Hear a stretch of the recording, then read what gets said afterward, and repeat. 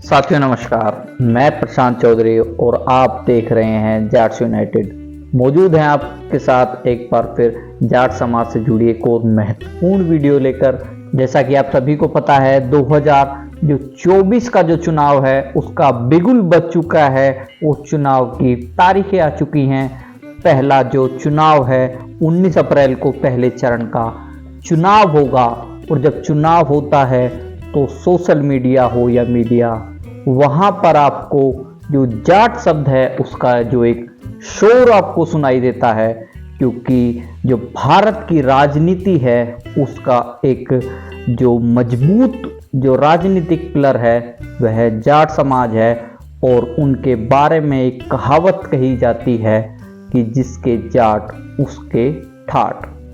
तो आप सभी के सामने जिसके जाट उसके ठाट नाम की जो ये सीरीज है उसका पहला भाग आपके सामने लेकर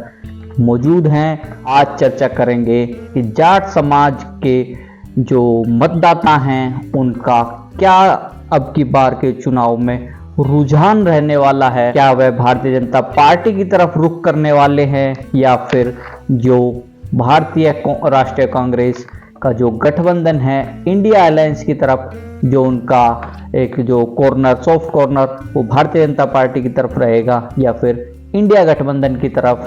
और क्या कुछ परिस्थितियां अब की बार चुनाव में होने वाली हैं, क्योंकि जब से चुनावों की जो तैयारियां शुरू हुई हैं बहुत सारे जो बड़े राजनीतिक परिवार हैं जिसमें जाट राजनीतिक परिवार इधर से उधर भी हुए हैं। पश्चिमी यूपी की बात की जाए तो एक बड़ा जो राजनीतिक परिवार चौधरी चरण सिंह का जो परिवार था उसकी जो तीसरी पीढ़ी के नेता हैं चौधरी जयंत सिंह, वह भारतीय जनता पार्टी की तरफ हो गए हैं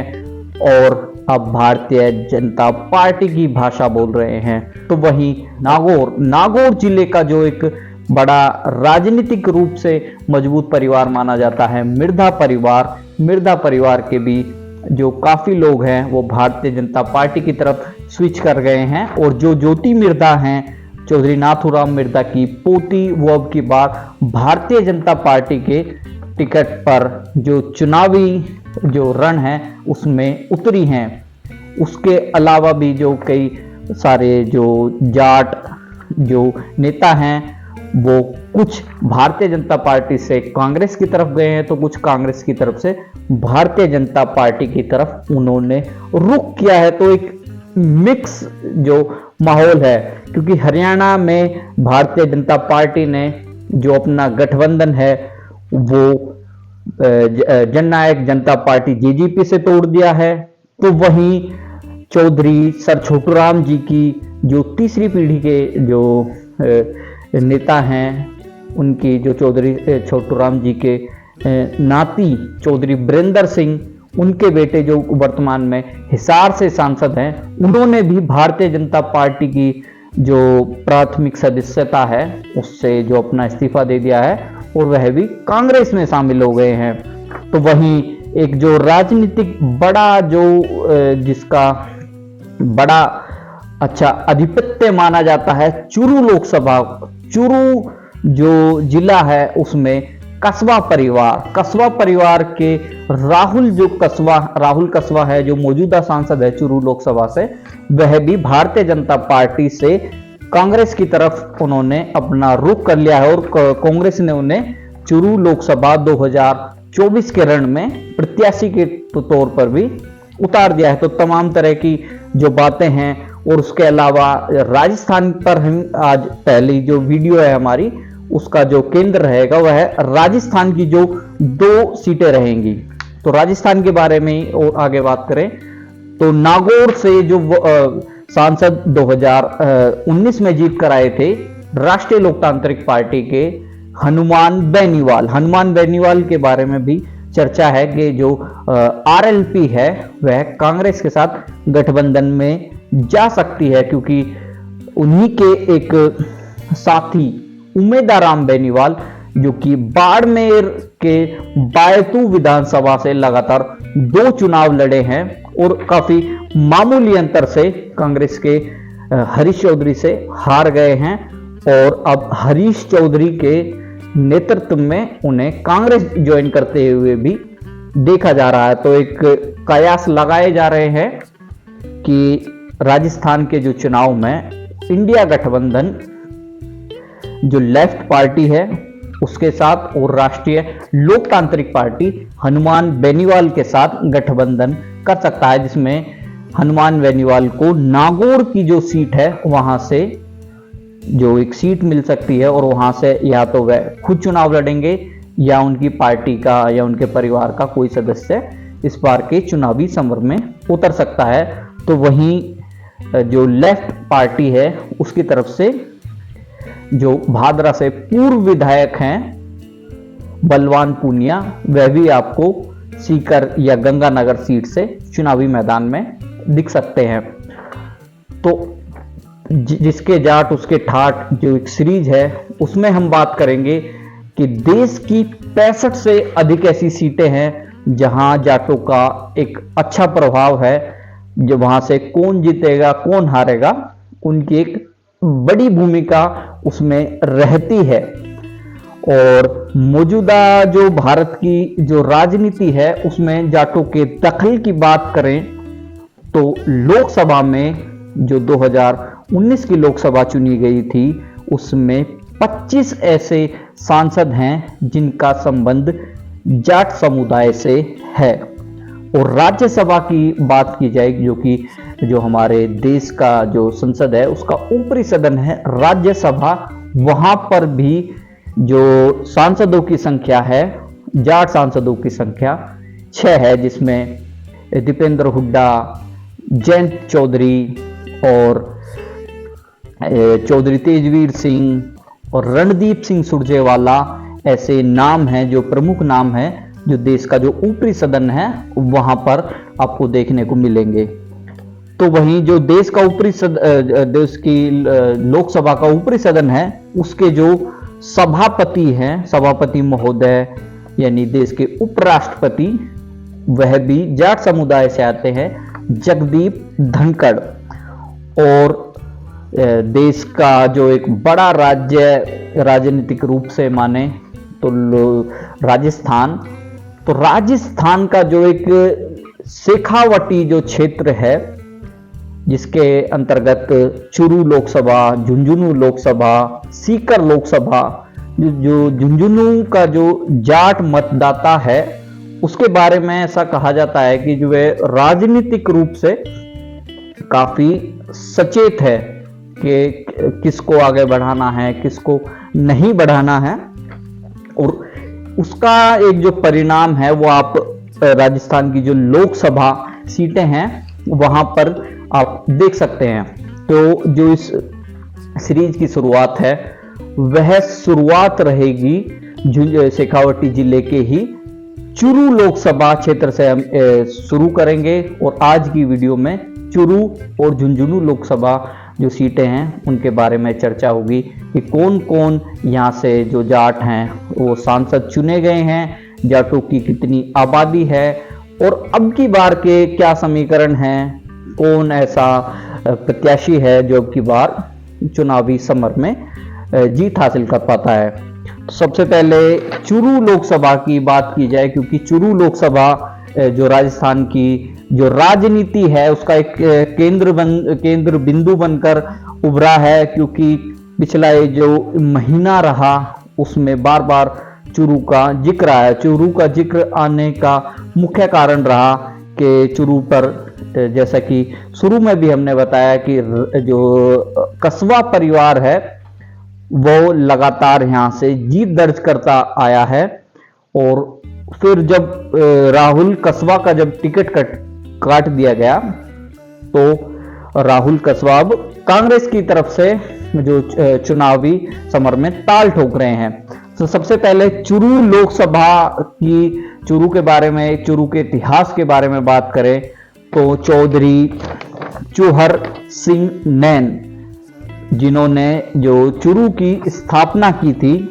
और जो चुरू जो लोकसभा सीट है 1977 में अस्तित्व में जो चुरू लोकसभा सीट आई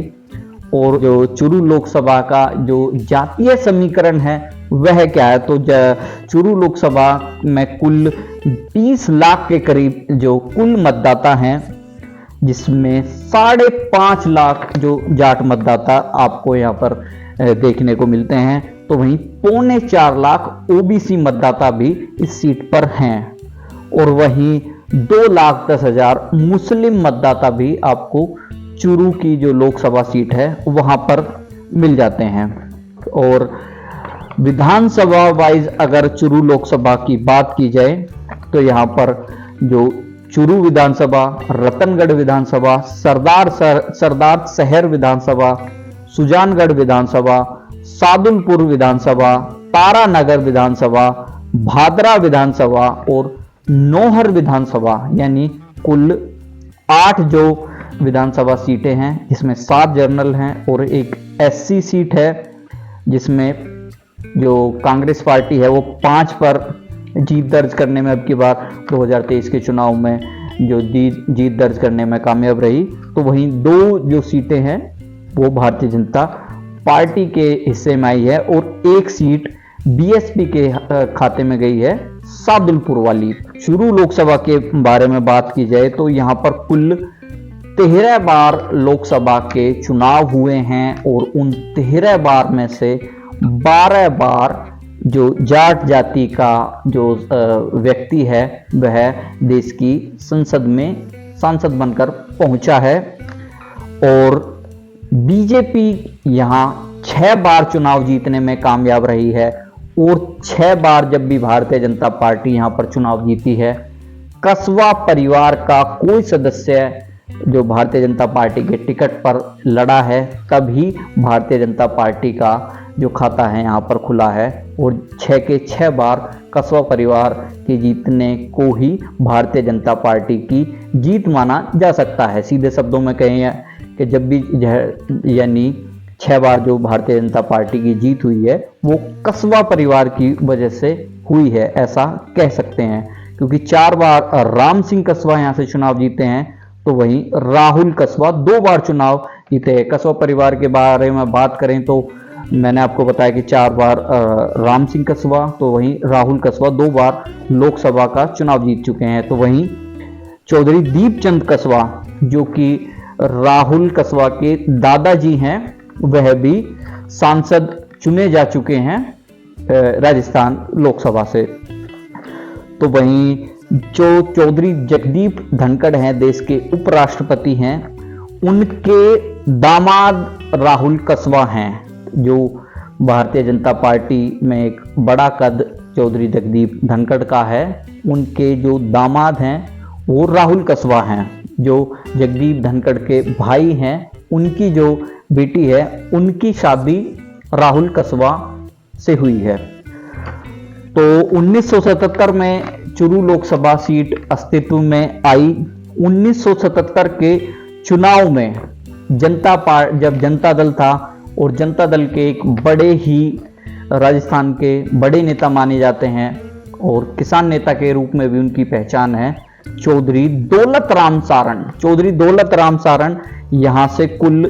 3 बार जो लोकसभा चुनाव हैं जीते हैं। 1977 का जब पहला चुनाव रहा तो चौधरी दौलत राम सारण यहाँ से चुनाव जीते। उसके बाद जो 1980 का चुनाव है वह भी दौलत राम सारण जीते। और उसके बाद 1985 का जो चुनाव है वहां से नरेंद्र बुढ़ानिया जो भी वर्तमान विधायक हैं तारानगर विधानसभा सीट से, वह चुनाव जीत जाते हैं। उसके बाद 1989 का जो चुनाव है वो दौलत राम सारण तीसरी बार जो चुरू लोकसभा से सांसद बनकर पहुंचते हैं देश की संसद में। उसके बाद 1991 का जो चुनाव है वह भारतीय जनता पार्टी की तरफ से राम सिंह कस्बा यहां भारतीय जनता पार्टी का जो खाता है वह खोल देते हैं। उसके बाद 1996 के जो चुनाव हैं वहां यहां पर नरेंद्र बुढ़ानिया फिर से सांसद बन जाते हैं। और उसके बाद 1998 का जो चुनाव है वह भी नरेंद्र बुढ़ानिया कांग्रेस के टिकट पर जो जीतने में सफल हुए। उसके बाद 1999 का चुनाव राम सिंह कसवा यहाँ से जीते और उसके बाद जो एक सिलसिला है वह कसवा परिवार का लगातार जारी है। 1999 में जीतने के बाद 2004 के जो चुनाव हैं उसमें भी राम सिंह कसवा जीत दर्ज करते हैं। 2009 का जो चुनाव है सांसद का, फिर से जो राम सिंह कसवा हैं वह जीत की हैट्रिक लगातार तीसरी बार लगाते हैं और कुल चौथी बार राम सिंह कसवा यहां से 2009 में लोकसभा सांसद बन जाते हैं। उसके बाद 2014 का जो चुनाव आया, एक मोदी लहर रही, उसमें यहां पर राहुल कसवा को यहां पहली बार टिकट दिया गया और राहुल कसवा एक अच्छे अंतर से जो चुनाव है वह जीत जाते हैं। उसके बाद 2019 के चुनाव में फिर से भारतीय जनता पार्टी की तरफ से उन्हें कैंडिडेट रिपीट किया जाता है और उनकी जीत भी रिपीट हो जाती है। एक अच्छे अंतर से राहुल कसवा यहां से चुनाव जीतने में सफल हो जाते हैं। तो राहुल कसवा हैं, उनकी माता जी कमला कसवा भी एक बार 2008 में सादलपुर से जो विधायक रह चुकी हैं। तो 2023 के जब विधानसभा चुनाव आते हैं तो वहां पर जो भारतीय जनता पार्टी के बड़े मजबूत नेता के रूप में जाने जाते हैं राजपूत नेता राजेंद्र राठौड़, जो तारानगर विधानसभा है वहां से अपनी जो दावेदारी देते हैं और भारतीय जनता पार्टी के टिकट पर तारानगर से एक बार फिर मैदान में उतरते हैं। तो वह पहले तारानगर से पहले भी विधायक रहे थे और भारतीय राष्ट्रीय कांग्रेस की तरफ से जो चुनावी जो टिकट है वह नरेंद्र बुढ़ानिया को दी जाती है और दोनों के बीच में एक अच्छी नोकझोंक और उस तरह की क्या एक माहौल बनता है जिसमें जो कांग्रेस के जो प्रदेश अध्यक्ष हैं गोविंद सिंह डोटासरा, उनकी भी एंट्री होती है। मौर्य बुला दूंगा और इस तरह की चीजें आपस में हुई और एक माहौल ऐसा बना कि जो जाट मतदाता हैं वह जो तारानगर वाली सीट है उस पर गोलबंद हुए और जो राजेंद्र राठौड़ हैं वह चुनाव हार जाते हैं। अब क्योंकि राजेंद्र राठौड़ एक बड़े नेता के रूप में भारतीय जनता पार्टी की तरफ से जाने जाते हैं, खुद चुनाव हार जाते हैं, लेकिन जो पार्टी है वह 2023 का जो चुनाव है उसमें जीत जाती है। और कुछ लोगों का ऐसा मानना था कि राजेंद्र राठौड़ एक मुख्यमंत्री के तौर पर भी प्रोजेक्ट किए जा रहे थे, लेकिन जब चुनाव हार गए तो उनका जो सपना था वह टूट गया और उस पूरे खेल में उन्हें ऐसा लगता है कि जो उनकी जो हार हुई उसमें एक बड़ा कारण राहुल कसवा को वह मानते हैं और तभी से वह राहुल कसवा की खिलाफत में भारतीय जनता पार्टी में एक शुरू हो जाती है। और जो राहुल कसवा जो 2024 का जो चुनाव है वह लगभग माना जा रहा था कि तीसरी बार भी उनको टिकट हो जाएगा, क्योंकि कसवा परिवार की वजह से भारतीय जनता पार्टी यहां पर चुनाव जीतती आ रही है। लेकिन मुखालफत राजेंद्र राठौड़ कर रहे हैं तो उसका एक परिणाम तो आना ही था और जो राहुल कसवा हैं उनकी टिकट काट दी जाती है और भारत के लिए एक अच्छे खिलाड़ी के रूप में भारत का नाम गौरवान्वित करने वाले शुरू से ही देवेंद्र झाझड़िया, जो कि पैरा ओलंपियन प्लेयर हैं और देश को पैरा ओलंपिक्स में गोल्ड मेडल 2 बार दिला चुके हैं और देश के एक सम्मानित नागरिक हैं, देश का सम्मान उन्होंने हमेशा बढ़ाया है। और भारतीय जनता पार्टी की तरफ से अचानक उनका नाम जो चुरू लोकसभा है वहां से बता दिया जाता है और जो वर्तमान सांसद राहुल कसवा की टिकट काट दी जाती है। फिर बगावत का जो दौर है वह शुरू होता है। राहुल कसवा भारतीय जनता पार्टी से बगावत कर देते हैं और अपने जो घर पर है एक कार्यकर्ताओं की एक बड़ी मीटिंग आयोजन होता है उसमें, और जब वह देख लेते हैं कि जो चुनाव का जो माहौल है वह उनके अनुकूल लग रहा है और लोगों के बीच में सहानुभूति है कि भारतीय जनता पार्टी ने उनका जो टिकट है वो एक नेता के वजह से काट दिया गया है, तो एक पूरा जो इसमें जाट वर्सेस राजपूत वाला भी एंगल लोगों की तरफ से लगाया जाता है। और एक जो बड़ा जो वोट बैंक है वह राहुल कस्बा के साथ देखा जाता है। और राहुल कस्बा स्थिति को भांपते हुए भारतीय जो राष्ट्रीय कांग्रेस है, कांग्रेस के टिकट पर कांग्रेस में शामिल हो जाते हैं और कांग्रेस की तरफ से उन्हें आश्वासन था कि आपको चुरू लोकसभा से जो प्रत्याशी है वो घोषित कर दिया जाता है। और उनके पार्टी में शामिल होने के साथ ही जो कांग्रेस है उन्हें चुरू लोकसभा से सांसद प्रत्याशी बना देती है, क्योंकि जो एक बड़े लंबे अंतर जो एक बड़ा समय अंतराल रहा जहां भारतीय जनता पार्टी की जो पकड़ है वो इस सीट पर रही, तो कांग्रेस भी चाहती थी कि कोई ऐसा प्रत्याशी जो है वो उन्हें मिले और जो कांग्रेस को दोबारा से यहाँ वापसी करवा पाए। और तमाम परिस्थितियां ऐसी बनी कि कांग्रेस के लिए यह सीट एक मुफीद सीट बन गई है, कस्बा परिवार के लिए भी और कांग्रेस पार्टी के लिए भी, जो अभी तक की वर्तमान परिस्थितियां हैं। और उसके बाद जो अब राहुल कस्बा भारतीय राष्ट्रीय कांग्रेस के जो इंडिया गठबंधन है उसके प्रत्याशी के तौर पर हैं, तो वहीं चुरू लोकसभा में जो एनडीए बीजेपी गठबंधन के जो प्रत्याशी हैं वो देवेंद्र झाझड़िया हैं। एक फिर से एक चीज तो कंफर्म है कि जाट समाज का ही सांसद फिर से एक बार चुरू को मिलने वाला है। दोनों के बीच जो मुकाबला है वह होने वाला है और इस मुकाबले में अब किसकी जीत होगी और किसकी हार होगी, किसके सर जीत का सहरा बंधेगा, यह तो जो देश उसके चुरू लोकसभा के 20 लाख मतदाता हैं उनके हाथ में है कि वह किसको अपना सांसद चुनते हैं। चूंकि राहुल कस्बा का और कस्बा परिवार का यहाँ पर लंबे समय से एक दखल है, तो उनका जो इस चुनाव में एज देखने को मिल रहा है। आपको क्या लगता है कि जो चुरू लोकसभा सीट है यहाँ पर क्या परिस्थितियां रहने वाली हैं? आप कमेंट बॉक्स में अपनी जो राय है वह जरूर बताएं। उसके बाद बढ़ते हैं दूसरी जो लोकसभा सीट है झुंझुनू की। झुंझुनू के इतिहास के बारे में आपको बताएं कि झुंझुनू की जो स्थापना है वो जाट महाराजा जुझार सिंह नेहरा ने की थी और झुंझुनू की जो लोकसभा सीट है वह 1952 में अस्तित्व में आई। शुरू के जो चुनाव हैं उसमें यहाँ से कांग्रेस के जो गैर जाट प्रत्याशी हैं वो चुनाव जीतने में यहाँ से सफल रहते हैं, लेकिन 1971 के चुनाव में पहली बार यहाँ से जो जाट प्रत्याशी है वो चुनाव जीतने में यहाँ पर सफल होता है। सबसे पहले जो झुंझुनू लोकसभा सीट है उसके जो जातीय समीकरण है उसके बारे में बात की जाए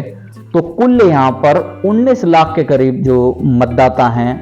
और जिसमें से एक बड़ा भाग 6 लाख से अधिक जो हैं वो जाट मतदाता हैं, यानी लगभग 29 से 30% जो यहाँ पर भागीदारी है वो जाट मतदाताओं की है। उसके बाद 3,70,000 के करीब एससी मतदाता हैं, 2,80,000 मुस्लिम मतदाता हैं,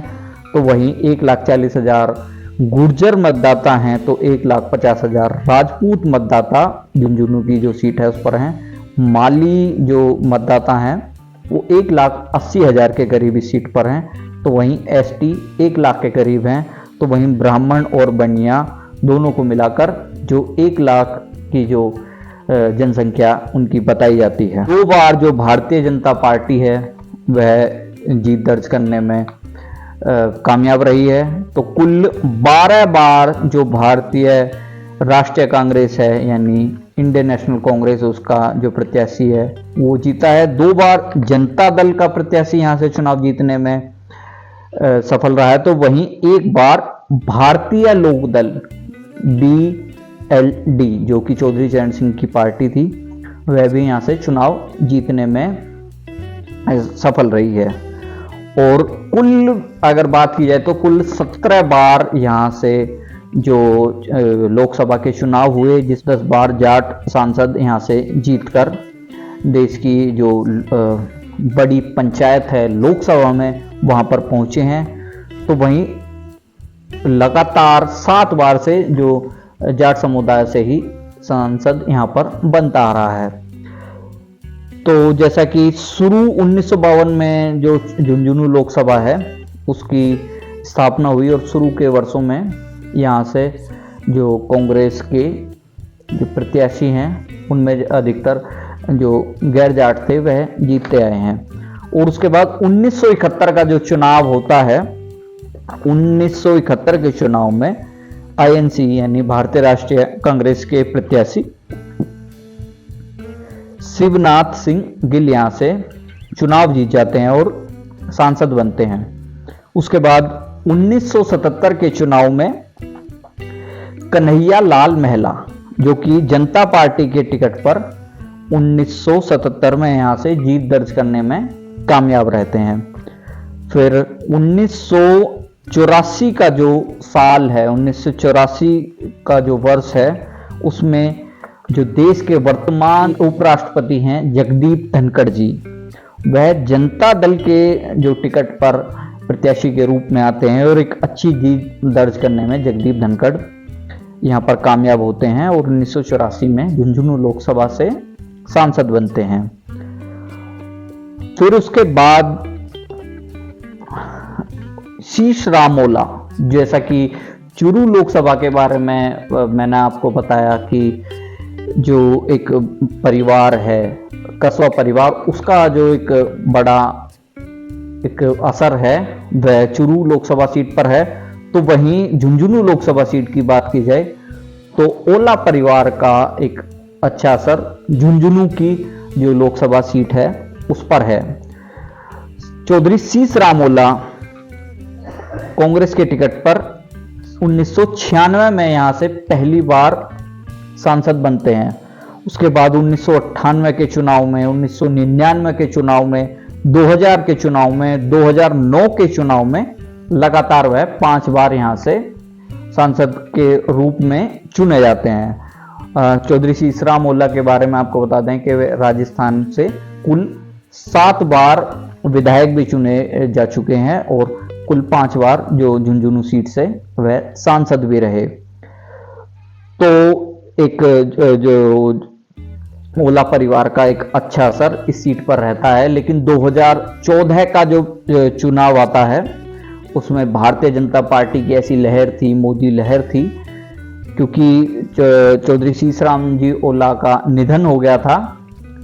तो उनका परिवार से ही प्रत्याशी आता है। लेकिन उसके प्रत्याशी के सामने भारतीय जनता पार्टी जो संतोष अहलावत जी हैं महिला उम्मीदवार, उनको खड़ा करती हैं और जो संतोष अहलावत जी एक अच्छे अंतर से चुनाव जीत जाती हैं और 2014 में झुंझुनू लोकसभा से सांसद चुनी जाती हैं। उसके बाद 2019 का जो चुनाव है उसमें संतोष अहलावत जी का जो टिकट है उसको काट दिया जाता है और नरेंद्र खीचड़ हैं भारतीय जनता पार्टी से, 2019 में उनको टिकट दिया जाता है और नरेंद्र खीचड़ भी जो एक भारतीय जनता पार्टी की जो जीत का एक क्रम है उसको कायम रखते हैं और 2019 के चुनाव में यहाँ से सांसद चुने जाते हैं। और उसके बाद अब साल 2024 का चुनाव है तो इसमें कांग्रेस की तरफ से तो जो प्रत्याशी है उसकी घोषणा कर दी गई है और चौधरी शीश राम ओला के जो पुत्र हैं ब्रजेंद्र ओला, जो वर्तमान में विधायक भी हैं, लगातार 3 या 4 बार से विधायक हैं और वो अब की बार जो प्रत्याशी हैं वो कांग्रेस की तरफ से होने वाले हैं और भारतीय जनता पार्टी की तरफ से यहाँ पर अभी प्रत्याशी की जो घोषणा है वो नहीं हुई है। लेकिन ऐसे कयास हैं कि भारतीय जनता पार्टी के विधायक या तो शुभकरण चौधरी का टिकट यहाँ से हो सकता है या फिर जो वर्तमान सांसद हैं नरेंद्र खीचड़, उनकी पुत्रवधू हैं हर्षनी कुल्हेरी, उनको भी यहाँ से जो प्रत्याशी के रूप में भारतीय जनता पार्टी उतार सकती है। जो अब की बार 2024 का जो समर है उसमें हर्षनी कुलहरी, नरेंद्र कुमार खिचड़ या फिर शुभकरण चौधरी, इन तीनों में से एक प्रत्याशी जो भारतीय जनता पार्टी की तरफ से हो सकता है। झुंझुनू जो लोकसभा सीट है, तो अब विधानसभा वाइज अगर हम देखें तो यहाँ पर कुल